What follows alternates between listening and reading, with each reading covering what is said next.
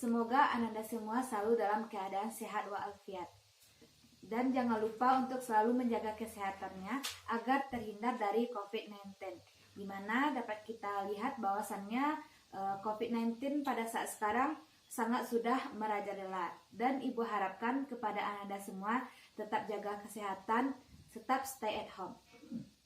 Baiklah, pada kesempatan kali ini kita akan mempelajari materi baru dan Ibu akan menjelaskan kepada Ananda terlebih dahulu apa KD dari materi kita pada saat sekarang ini.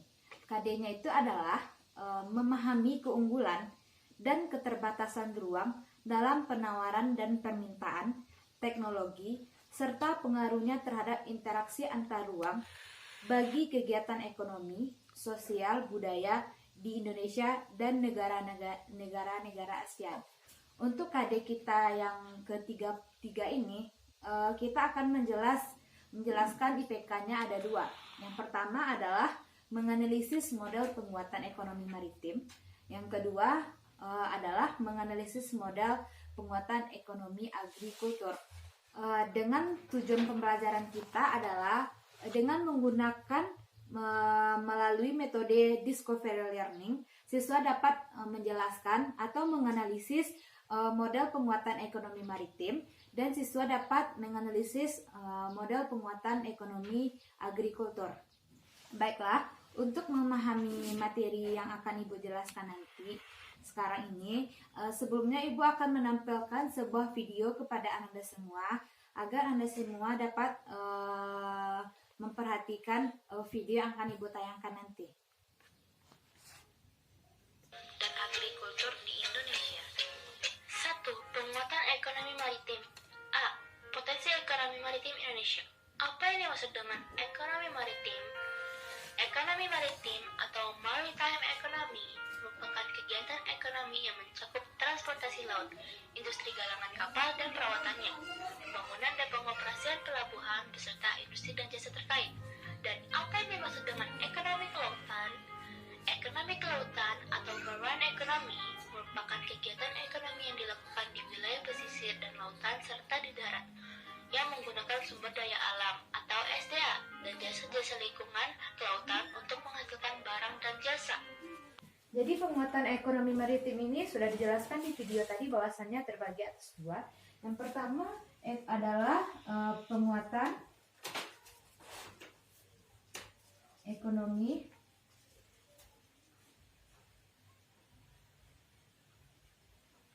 apa yang dimaksud dengan ekonomi maritim. Sedangkan yang kedua adalah apa yang dimaksud dengan ekonomi maritim economy.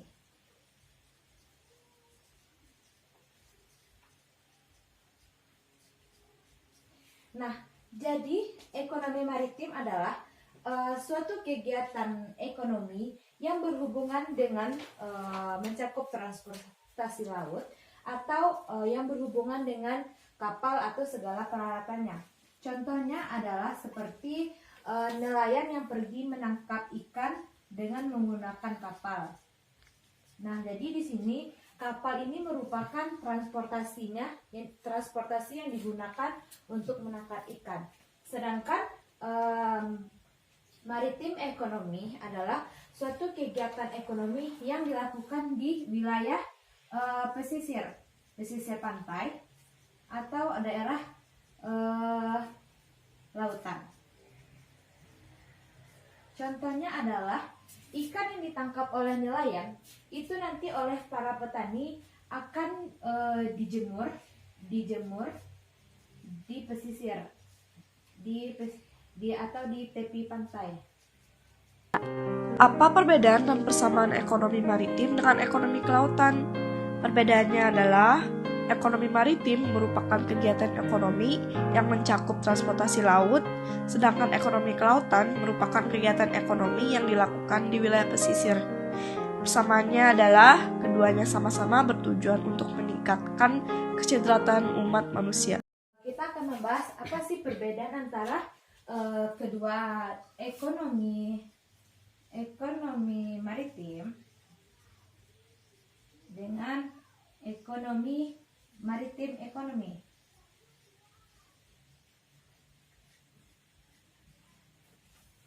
Yang pertama adalah persamaannya.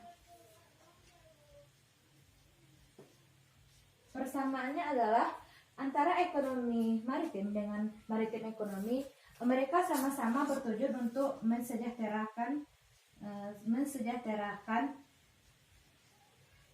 masyarakat. Sedangkan perbedaannya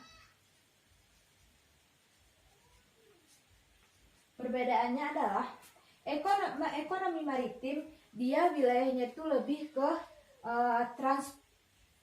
mencakup transportasi laut. Ini transportasi, kalau ekonomi maritim itu lebih ke transportasi laut, sedangkan maritim ekonomi itu lebih ke kegiatan ekonomi yang dilakukan di wilayah pesisir pantai. Ya, contoh PKI Indonesia dalam bidang ekonomi maritim adalah berupa pengembangan rumput laut. Jadi rumput laut itu merupakan kekayaan sekaligus keindahan di bawah laut yang sangat menarik wisatawan baik secara asing maupun secara lokal. B. Kondisi ekonomi maritim di Indonesia dan negara-negara ASEAN. Keprihatinan terhadap sektor kelautan nasional mengharuskan adanya kebijakan strategis untuk mempercepat pengembangan keunggulan di berbagai subsektor kelautan. Pembangunan ekonomi maritim ingin menjadikan kekayaan potensi kemaritiman sebagai landasan untuk mengadakan ketersediaan infrastruktur yang berkualitas terutama di sektor kemaritiman. Dengan demikian, iklim bisnis dan investasi maritim yang baik akan berkembang. Pembangunan di bidang kelautan diarahkan untuk mencapai 4 tujuan, yakni 1. Pertumbuhan ekonomi tinggi secara berkelanjutan. 2. Peningkatan kesejahteraan seluruh pelaku usaha, khususnya para nelayan, pembudidaya ikan, dan masyarakat kelautan lainnya yang berskala kecil. 3. Terpilihnya kelestarian lingkungan dan sumber daya kelautan. 4. Menjadikan laut sebagai pemersatu dan tegaknya kedaulatan bangsa.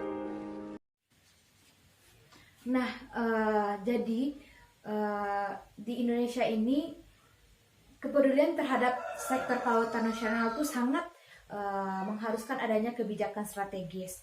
Nah, jadi untuk itu pembangunan di kelautan di Indonesia ini diarahkan untuk mencapai 4 tujuan. Pertama, pertumbuhan ekonomi secara berkelanjutan. Yang kedua itu peningkatan kesejahteraan seluruh pelaku usaha, khususnya para nelayan, pembudidaya ikan, dan masyarakat kelautan lainnya yang berskala kecil. Yang ketiga itu terpeliharanya kelestarian lingkungan dan sumber daya kelautan. Sedangkan yang terakhir menjadikan laut itu sebagai pemersatu dengan tegaknya kedaulatan bangsa. Nah, jadi kondisi ekonomi di negara Indonesia dan ASEAN itu jadi pembangunan itu mengacu kepada 4 tujuan yang telah disampaikan juga di video tadi. Selanjutnya, kondisi ekonomi maritim di Indonesia dilihat dari A. Sektor pelayaran. Sebagai negara kepulauan terbesar di dunia, industri pelayaran merupakan infrastruktur bernegara.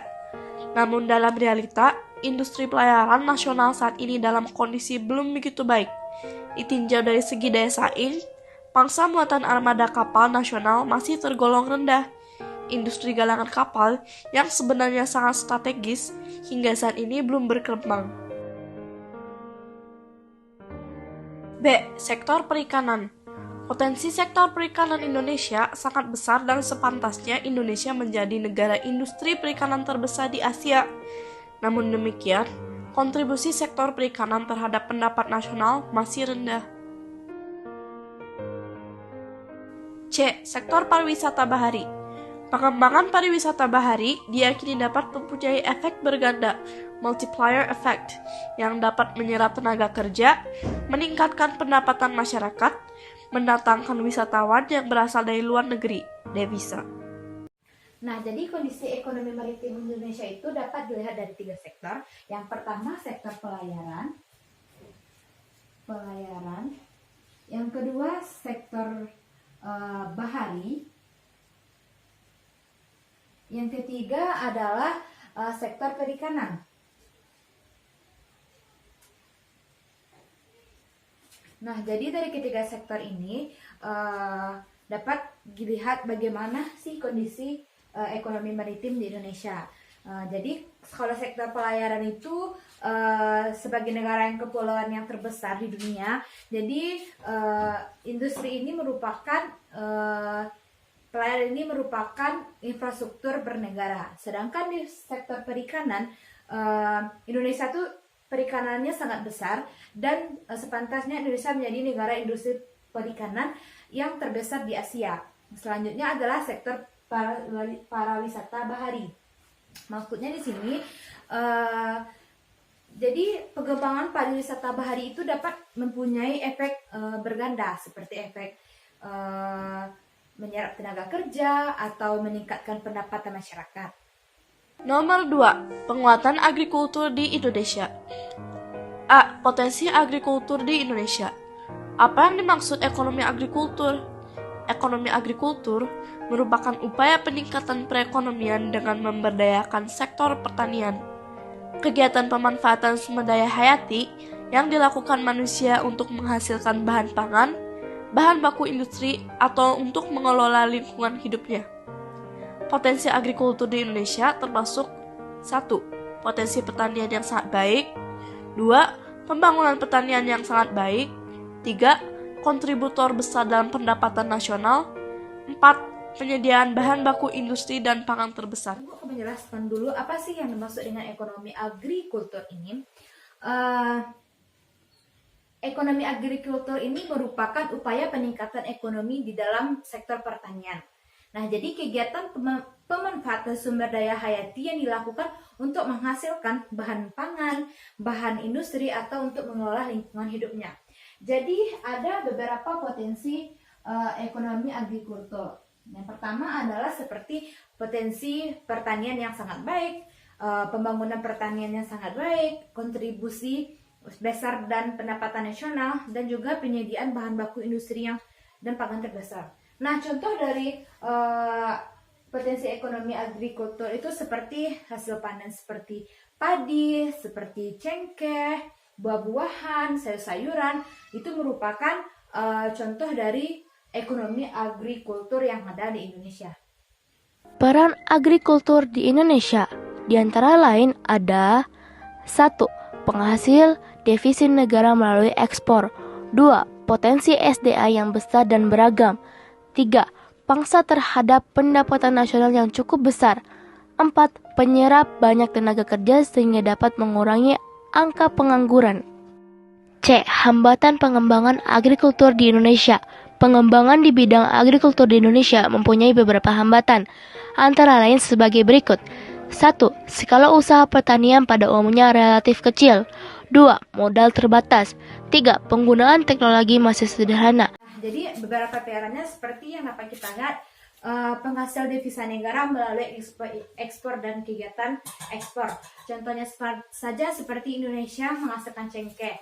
Nah, jadi di Indonesia ini nanti akan melakukan pengeksporan cengkeh ke daerah di luar Indonesia, ke negara lain yang membutuhkannya. Dan juga potensi sumber daya yang besar dan beragam. Selanjutnya penyerapan banyak tenaga kerja sehingga dapat mengurangi angkatan pengangguran dengan adanya ekonomi agrikultur ini. Namun terdapat juga beberapa hambatannya. Jadi kita masuk kepada hambatan ekonomi agrikultur. Nah, hambatannya yang pertama itu contohnya seperti skala usaha pertanian pada umumnya relatif kecil. Nah, jadi seringkali petani atau pertanian itu memiliki sorot yang sangat kecil karena hasil tani itu biasanya harganya itu relatif lebih murah, dan juga petani juga terbatas karena adanya modal. Selanjutnya penggunaan teknologi masih sederhana seperti kalau menggarap sawah menggunakan cangkul saja belum menemukan alat yang modern. Nomor 3. Strategi pengembangan agrikultur di Indonesia. Beberapa strategi yang dapat dilakukan pemerintah dalam mengembangkan agrikultur di Indonesia antara lain ada 3, yaitu 1. Eco farming. Strategi ini merupakan peningkatan sistem budidaya di sektor pertanian yang ramah lingkungan dan terintegrasi dengan kearifan lokal di setiap daerah di Indonesia. Contohnya, menggunakan kerbau untuk memayak sawah. 2. Distribusi pupuk secara merata. Petani diminta pemerintah untuk menjumlahkan kebutuhan pupuk untuk kebutuhan tanamannya per hektar selama 1 tahun, sehingga dapat mengetahui kebutuhan pupuk selama setahun dan menyediakan stok pupuk sesuai kebutuhan. 3. Perbaikan irigasi. Pemerintah mengusahakan keterjaminan ketersediaan air untuk pertanian dengan perbaikan atau pengadaan irigasi yang baik. Nah, jadi ada beberapa strategi yang digunakan pemerintah untuk mengembangkan ekonomi agrikultur di Indonesia. Yang pertama seperti eco-farming. Eco-farming itu merupakan strategi peningkatan sistem budidaya di sektor pertanian yang ramah lingkungan dan terintegrasi dengan kearifan lokal di setiap daerah Indonesia. Contohnya seperti orang seringkali menggunakan kerbau untuk digunakan untuk membajak sawah. Itu merupakan contoh dari eco-farming. Contohnya selanjutnya yang kedua adalah distribusi pupuk secara merata. Jadi dalam meningkatkan pengembangan ekonomi agrikultur di Indonesia, pemerintah melakukan distribusi pupuk secara merata ke setiap wilayah sesuai dengan kebutuhannya masing-masing. Nah, selanjutnya adalah perbaikan irigasi. Jadi, pemerintah mengusahakan ketersediaan air untuk pertanian dengan perbaikan atau pengadaan irigasi yang sangat baik supaya agrikultur di Indonesia tetap berjalan dengan baik dan tidak merugikan masyarakat pertanian. Demikianlah yang dapat saya jelaskan mengenai materi penguatan ekonomi maritim dan agrikultur di Indonesia. Jadi saya harap Ananda semua dapat memahami dan mempelajari kembali atau menanyakan hal-hal yang dirasa belum dipahami dari materi yang telah dijelaskan tadi. Mungkin hanya demikian. Mohon maaf. Terima kasih atas perhatiannya. Assalamualaikum warahmatullahi wabarakatuh.